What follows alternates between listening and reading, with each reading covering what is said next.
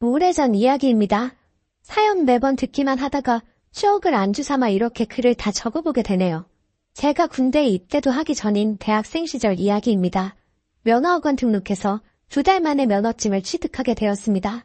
자만심 때문인지 젊은 치기에 그런 건지 면허증 나오자마자 차를 빌려 어디 먼데 한번 다녀온 계획이었어요.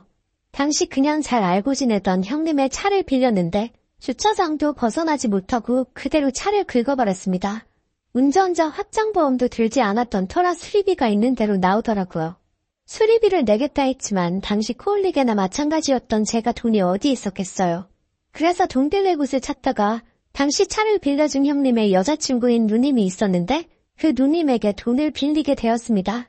당시에 형님하고 같이 해서 자주 만났기 때문에 친분은 오래전부터 있었지만 아무리 그래도 저를 뭘 믿고 그런 큰 돈을 선뜻 빌려주겠다고 하니 조금 의아했습니다. 형님의 여자친구라서 더 그랬다기보다 그 당시에도 객관적으로 보기에도 정말 예쁜 누님이었습니다. 마침 누나가 사는 곳이 제 자취방 근처라서 형님 빼고도 종종 만나서 식사도 같이 하고 근처 편의점에 불러내서 술도 몇 번씩 사주던 누님이었습니다. 제가 오해한 걸 수도 있지만 먼저 물어보지도 않았는데 그런 큰 돈을 빌려준다니 그때 혹시 이 누나가 형님을 만나고 있으면서도 나한테 관심이 있나 싶었습니다. 아름다운 누님이었지만 형님의 애인이라 감히 넘볼 엄두조차 나지 않던 사람이었고 저도 그때는 대학생이었으니 회사 다니는 누님보다 같이 학교에서 마주치는 여자들에게 더 관심이 있던 시기였어요. 부담감도 있고 해서 돈 빌려준 건 감사하지만 혹시라도 형님한테 못할 짓을 하게 되지 않을까 싶어서 거리를 두고 지내고 있었습니다. 하지만 제가 거리를 둔다고 멀리 지낼 수 있는 상대가 아니더라고요. 일단 사는 곳부터가 서로 가깝기도 하고 아무래도 금전관계로 얽혀버린 관계이기 때문에 누님이 저를 먼저 찾을 때 제가 바쁘단 핑계로 만남을 거절할 수 있는 상황이 아니었습니다. 매번 저한테 돈은 언제 갚을 셈이냐고 불러내던 누님이었지만 막상 또 만나고 나면 돈 갚으라는 말은 따로 하지 않고 밥은 먹었냐 물어보며 밥도 사주고 집 근처에 새로 생긴 술집이 있는데 같이 갈 만한 사람이 없다며 저보고 같이 가달라 부탁을 하거나 했습니다. 아무리 제가 철면피라도 그렇게 저한테 잘해주는 누님한테 매번 그런 식으로 신세만 질 수가 없었지요. 어쩌다 운 좋게 내기 당구를 쳤는데 그날따라 당구의 신이 저에게 달라붙기라도 했는지 치는 족족이 돈을 따게 되었습니다. 누님에게 갚아야 할 돈에 비하면 턱없이 모자란 돈이었지만 그래도 조금이나마 돈이 생겼을 때 조금씩 갚아나가면 좋겠다는 생각에 누님에게 연락해서 누님을 불러냈어요. 평소에는 집에서 입는 편한 차림으로 오거나 퇴근하자마자 바로 만나서 회사 나갈 때 입는 복장이었던 누님이었는데 그날따라 한껏 차려입고 나왔더라고요. 차려입고 나온 누님을 그날 처음 본 건 아니었지만 왠지 그날따라 기분이 참 묘했습니다. 첫 데이트를 나온 사람 마냥 괜히 누님을 보니 저부터 설레기 시작했어요. 그래서 누님한테 돈 갚으러 나왔다는 원래 목적도 잊은 채 저도 모르게 누님 생각이 나서 한턱 쏘려고 불렀다고 말이 나오더라고요. 누님도 그런 저의 말이 유해였다는 듯이 활짝 미소를 짓는데 기뻐하는 모습이 그동안 나이 차가 많이 나는 누님이라고 생각했던 모습보다 그냥 제가 학교에서 자주 만나던 또래의 여자친구 같다는 느낌이 들어서 괜히 설렜습니다. 평소보다 훨씬 기뻐 보이는 누님을 보니 사실 돈을 조금이라도 갚으려고 불렀다고 말하기에는 미안한 기분까지 들었어요. 누님은 제 지갑 사정을 알고 있으면서도 첫 데이트를 나온 여자친구 마냥 한껏 들떠서는 그날 만남을 즐기기 시작했습니다. 그러다 보니 제가 그날 당구로 딴 돈보다 훨씬 더 많은 돈을 쓰게 되어버렸습니다. 누님의 밝은 미소에 취해서 쓸데없는 지출을 하게 된 제 자신이 원망스러웠어요. 그때부터 몇 가지 고민이 머릿속에 오고 가기 시작했습니다. 원래도 제 자취방 근처에 살던 누님이었으니 그날 하루를 신나게 즐긴 누님을 집까지 바래다 주겠다고 하는 길에 오만 가지 생각이 오고 가며 말을 할까 말까 고민하던 차였습니다. 그리고 현관문을 열고 들어가려던 누님을 불러세워서 결국 솔직하게 털어놓았습니다. 사실 오늘 불러낸 이유가 돈을 조금씩이라도 갚으려고 한 거였는데 생각보다 지출을 너무 많이 하게 되었다고. 그래서 정말 미안한 말인데 오늘 같이 놀면서 쓴 돈을 제가 갚아야 할 돈에서 까줄 수 있느냐고 물어봤어요. 저의 염치 없는 질문에 누님이 기분이 상해 실망했다는 느낌이 역력했습니다. 괜히 누님을 화나게 만든 건 아닌가. 그동안 돈 갚으라고 독촉 한 번 한 적이 없는데 괜히 제가 매를 벌고 있는 게 아닌가 그런 생각이 들었습니다. 좋은 소리 들을 거라고는 기대도 안 했지만 조금 걱정이 되기도 했는데 누님이 저를 불러세우며 오늘 쓴 돈이 얼마냐고 제가 부탁한 대로 그 돈에서 까주겠다고 하는 겁니다.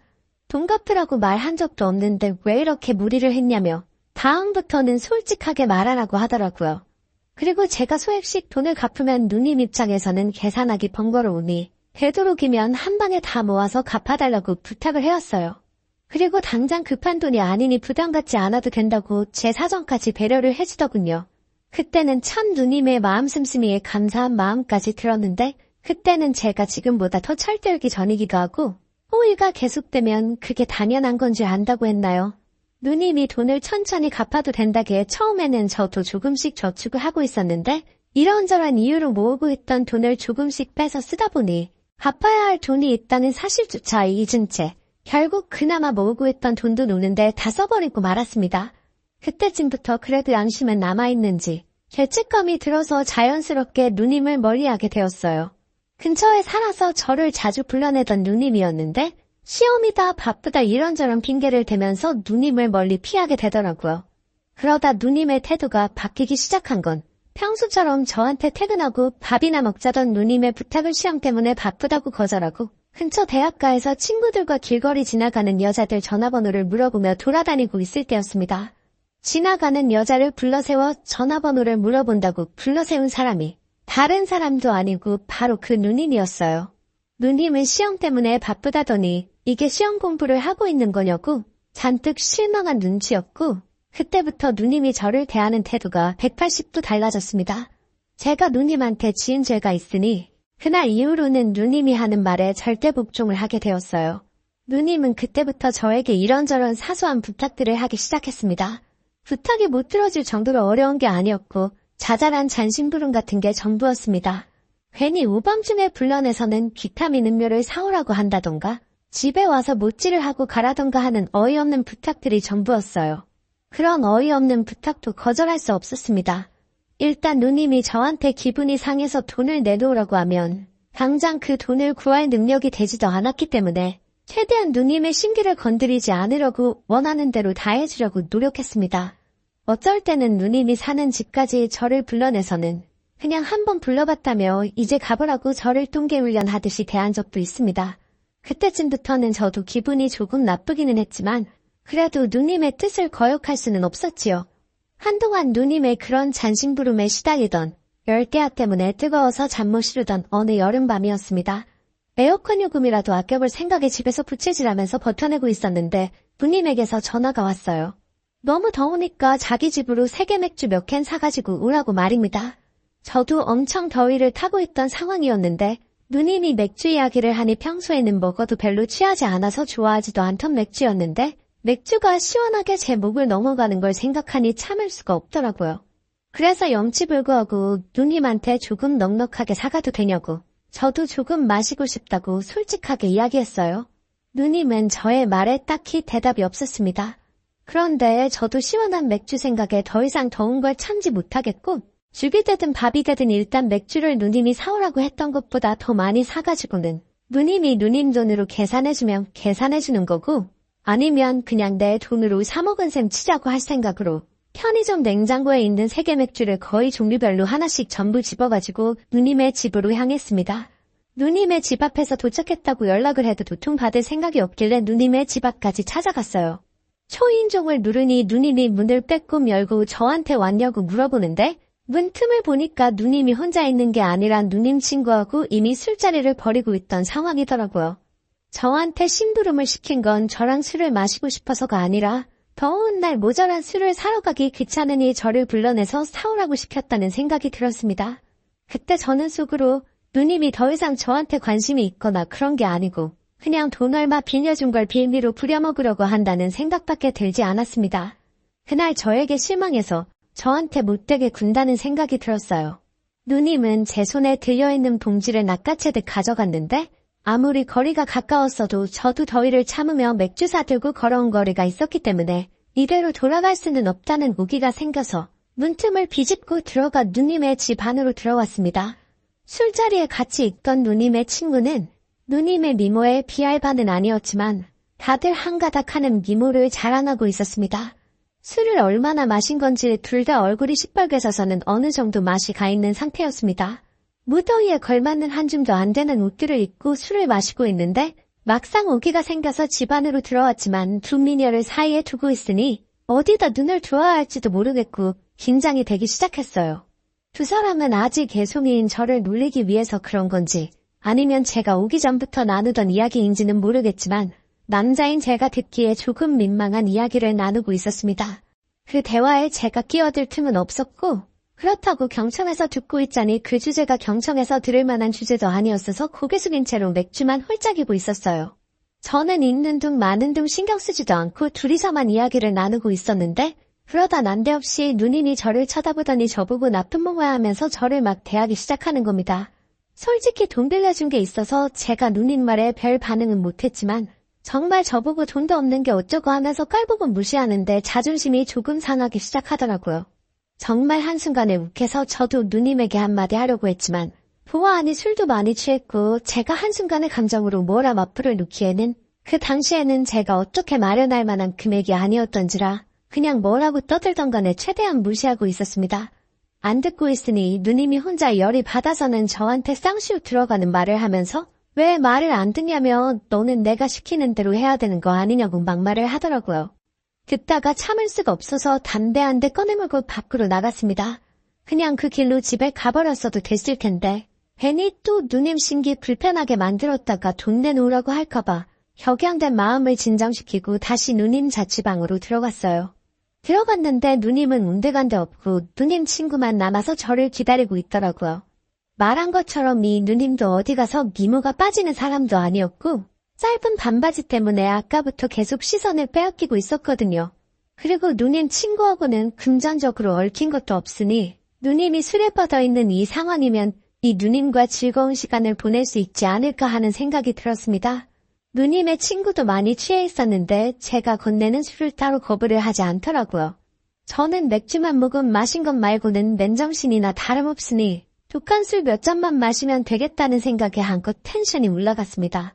자연스럽게 술을 따라주는 척 누님 친구의 가까이로 붙어 앉아서 본격적으로 작업을 걸어보려고 하고 있었어요. 누님의 친구 역시 술기운인지 저를 거부하지 않았습니다. 한참 술 마시는 걸 미뤄두고 둘이서 재미를 보고 있는데 방 안에서 누님이 술기운으로 고생하는 소리가 들리더라고요. 그 소리가 들림과 동시에 누님의 친구도 정신이 번쩍 들었는지 저를 밀치더라고요. 누님의 친구는 아무리 술에 취했다고 해도 누님을 배신할 수 없다고 말하면서 누님이 저를 동생이 아니라 남자로서 좋아하고 있다는 사실을 말해줬습니다. 애인이 있음에도 불구하고 제가 좋아서 그런 큰 돈을 빌려주고 돈을 갚지 않아도 뭐라 말을 하지 않았던 것이죠. 거기에 제가 데이트를 빌미로 돈 이야기를 꺼냈던 일 때문에 누님이 상처를 받았다는 것까지 모든 퍼즐이 한 조각으로 합쳐지는 순간이었습니다. 누님 친구가 방금 있던 일은 비밀로 해줄 테니 어서 방으로 들어가서 누님의 마음을 받아달라고 하더라고요. 누님 방 안에 들어가니 누님이 술기운에 고통스러운 듯 침대에 상반신만 걸쳐 누워서 바닥에 쓰러져 있었습니다. 레슬링 기본 자세처럼 뒤집어져 있는 모습 때문에 방문을 열자마자 눈길 곳을 찾기가 힘들었는데 그 와중에 누님과 눈이 마주쳤어요. 그래서 저도 누님 옆으로 다가가서 평소에 저도 누나를 좋아했다고 거짓말이긴 했지만 분위기를 맞춰줬습니다. 누님은 밖에 자기 친구가 있다는 것도 잊은 건지 그 길로 곧바로 저한테 달려들었어요. 제가 누님한테 진정하라고 밖에 누님 친구분 계신다고 말하니 그럼 친구도 같이 하자 그러라고 말도 안 되는 억지를 쓰고 있더라고요. 다행히 그렇게 몇 번 누님을 달래니 올라오는 술기운을 이기지 못하고 잠들어 버렸습니다. 누님 친구도 누님이 잠든 걸 확인하고는 아침에 일어나면 잘해주라고 말하고 자기는 집에 가겠다고 하더라고요. 밤길인데 발에다 준다고 하니 제가 한 말이 늑대나 다름없는데 저를 어떻게 믿겠냐고. 그리고 자기도 아까 하다가 말아서 아쉬운 상황이라 어떻게 될 줄 모른다고 농담을 하고는 콜택시를 불러서 집으로 돌아갔습니다. 그리고는 다음 날 아침에 술 깬 누님하고 거의 애인 사이처럼 지냈습니다. 제가 군대 갈 때까지 누님의 애인인 형님 몰래 만났어요. 면회도 몇 번 와주고 그랬는데 언제부터 연락도 안 되고 면회도 안 오더군요. 전역하고 나서도 연락이 닿지를 않았고 혼자 살던 자취방까지 찾아갔는데 누님은 이사를 간 건지 온데간데 없었습니다. 알고 봤더니 형님한테 저랑 만나는 걸 들켜서 된통당한 것 같더라고요. 다행히 형님이 저를 어떻게 하려고 학교까진 찾아오지 않았습니다. 당장 누님이 아쉽긴 했지만 어쨌든 저는 돈도 안 갚았고 좋은 시간 많이 보냈으니 더는 욕심부리지 않고 그녀를 놓아줬어요. 지금은 이렇게 어엿한 사회인이 돼서 그때 갚아야 할 만큼의 돈을 한 달이면 벌고 그 사고를 냈던 차종과 같은 차종을 끌고 다닙니다. 가끔은 그래서 차 탈 때마다 그 누님이 그렇게 생각이 날 때가 있어요. 어디서 잘 지내고 있으면 좋겠네요.